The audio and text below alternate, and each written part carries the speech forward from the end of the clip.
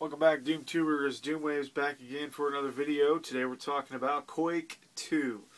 This game is phenomenal. I absolutely loved it. It improved Quake 1 so much, and it was really solid game. I loved Quake 1, but as a whole, I think the thing that I didn't like about Quake 1 was that it was ugly. The colors were just all brownish colored, and the polygon graphics looked like crap, and the polygon characters just, I don't know, just wasn't that fond of it. I love the weapons, and basically, they improved on, Doom in adding a jump, and just adding the fully 3D polygons and things like that. But all in all, fantastic first-person shooter. But I have to say, Quake 2 is about 110% better than Quake 1. Don't get me wrong, I still liked Quake 1, but I thought Quake 2 was fantastic. Second of all, Quake 1 stands on its own story-wise. I didn't follow it very well. I looked up a Wikipedia page or a wiki page after I completed it to try and understand the story a little bit better, and yeah, I didn't really read into it that much, but I didn't get it right away. But it's an independent story, whereas Quake 2 picks up and you're on the planet Strogos, fighting the Strogg. You're basically trying to, one man trying to infiltrate this planet's defenses and just basically just shut them down and destroy them. So. Pretty simple story. There's no narrative, really. There's a little bit, there's like a radio computer sounding voice that between missions, and every now and then when you complete an objective will come on and tell you what to do next. But it's really kind of hard to hear, especially the way I was playing it. Of course, the game was on PC, but I didn't play the PC version. I played it actually a version that I didn't think that I was even going to get. I own three versions of the game. I have it on the N64, which I've played a little bit of, and it's alright considering how much I don't like the N64 controller. This is one of them that I could tolerate, control-wise. But all in all, I really didn't play too much of it. I actually don't know how much this one's been condensed from the original version. I have no idea.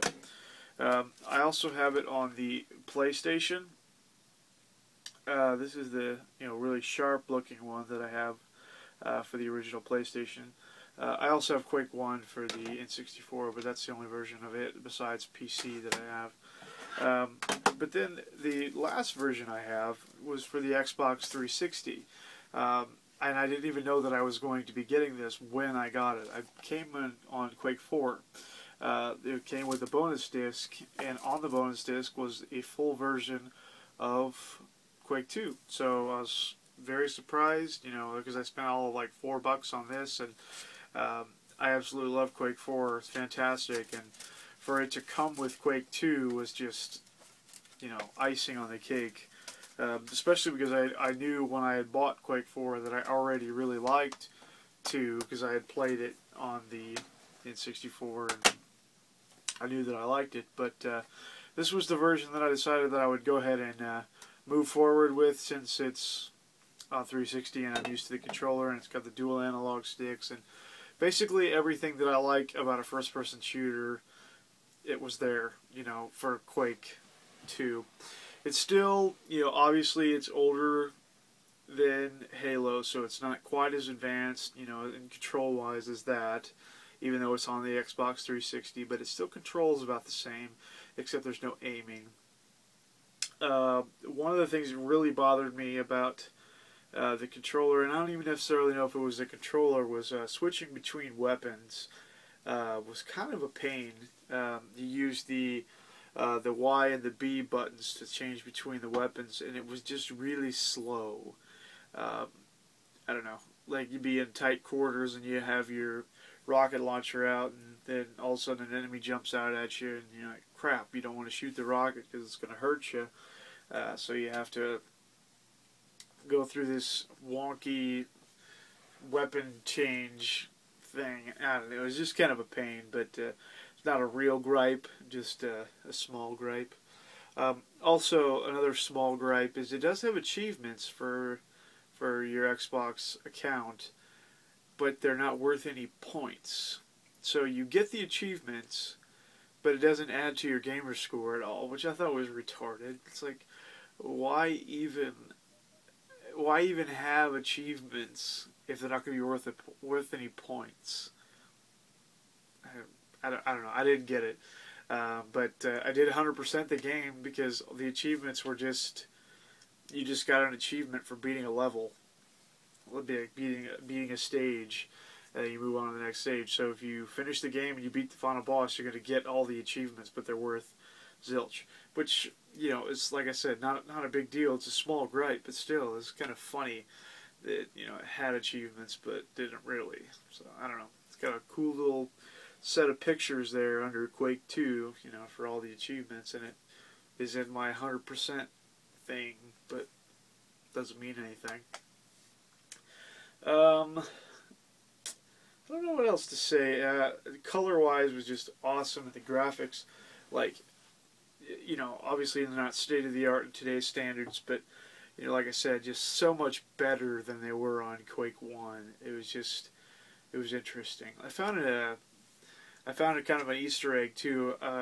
Most people probably know about it, but there's a secret.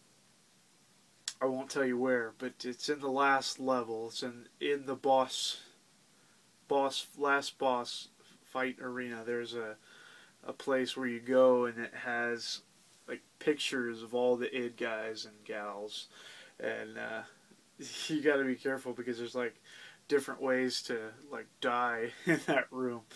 But I thought that was kind of interesting. It's called like the art gallery or something like that. Then you go down a ladder, and you get into this one room where there's a female Strog and a male Strog just kind of like sitting there, and she's like petting and stuff. I thought that was kind of funny. But I kind of found it on accident, and I accidentally died in there.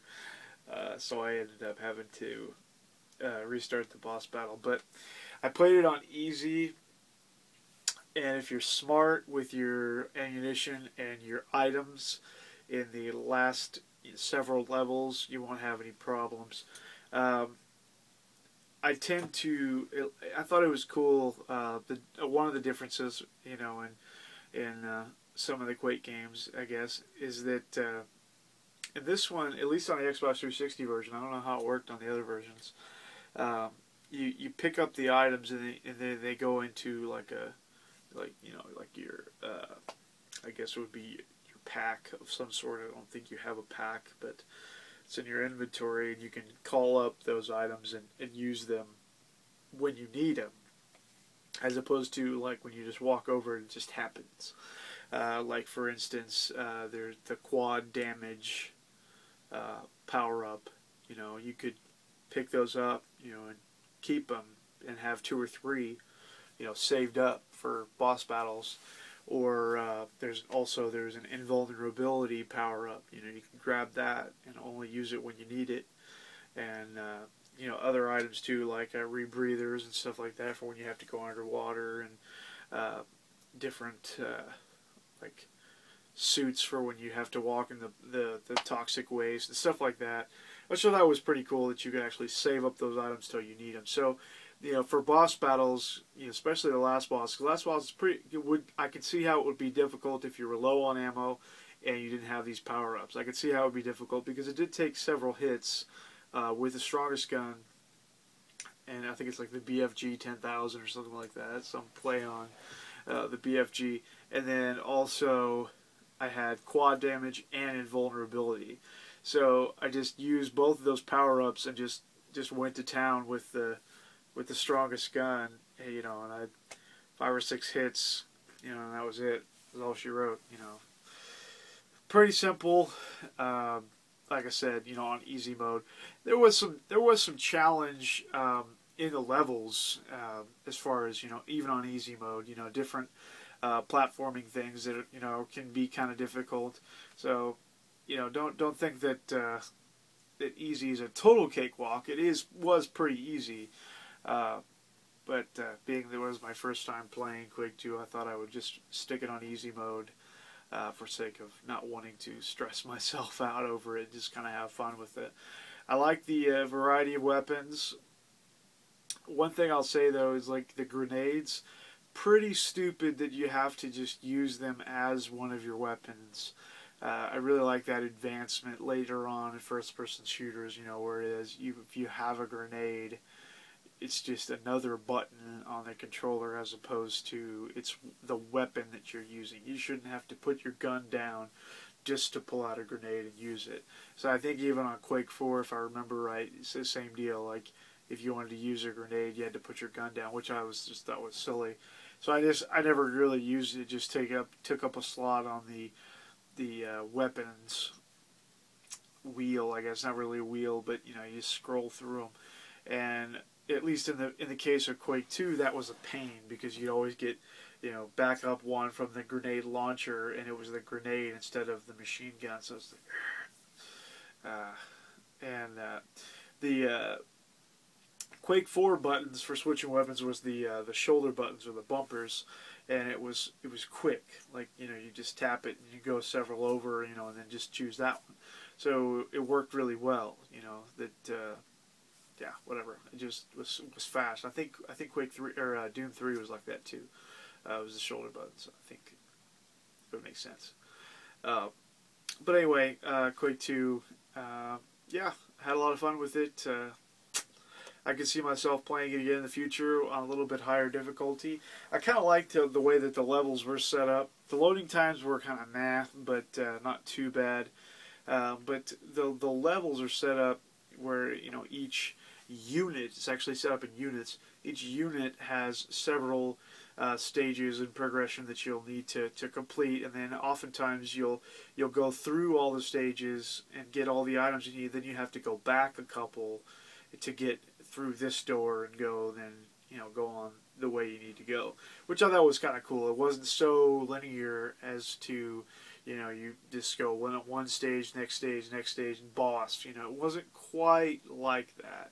You know, it was just a little bit different. It was, you know, just lots of stages and then a boss. But I didn't think, for the most part, once again, playing on easy, I didn't think any of the bosses were too crazy, overpowered.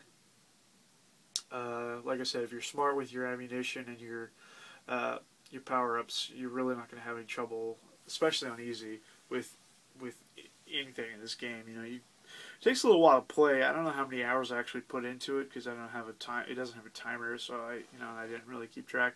I want to say less than 15 hours, probably 10-ish, if even that. You know, probably less. Like I said, I really didn't keep track, and I have no way of knowing. I don't know. It's probably right around 10. Seems like I've played this game quite a bit.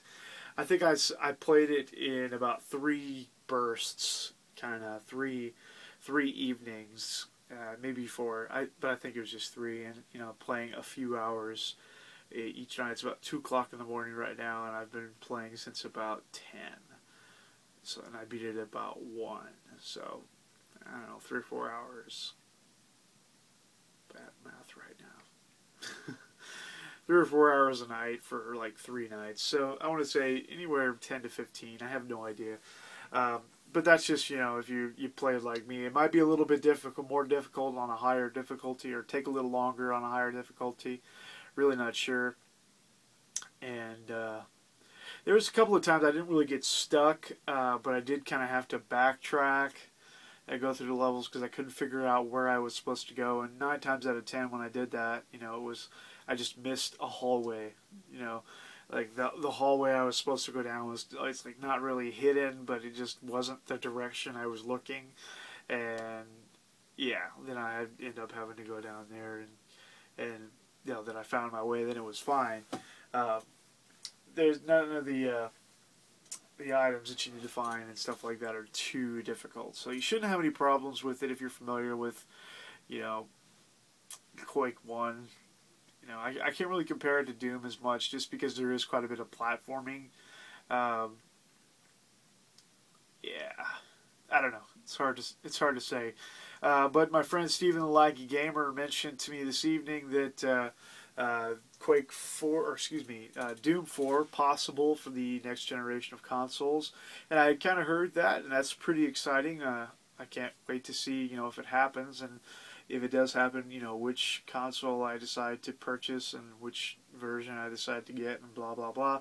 But I was thinking to myself, you know, when he told me this, it's like, you know, I would venture to say that I would almost be just as excited for a Quake 5 as opposed, not necessarily as opposed, but in addition to maybe a Doom 4. I don't know.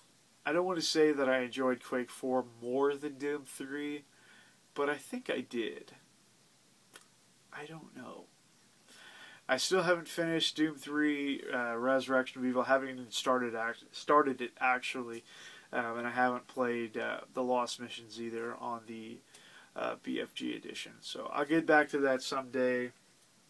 I'm really not sure what I'm going to play next as far as first-person shooters go. I tend to kind of play RPGs and first-person shooters at the same time just to, I don't know, kind of balance it out a little bit. Playing Pandora's Tower on the Wii right now. That's kind of the RPG I'm playing. I kind of put Ni no Kuni on the side.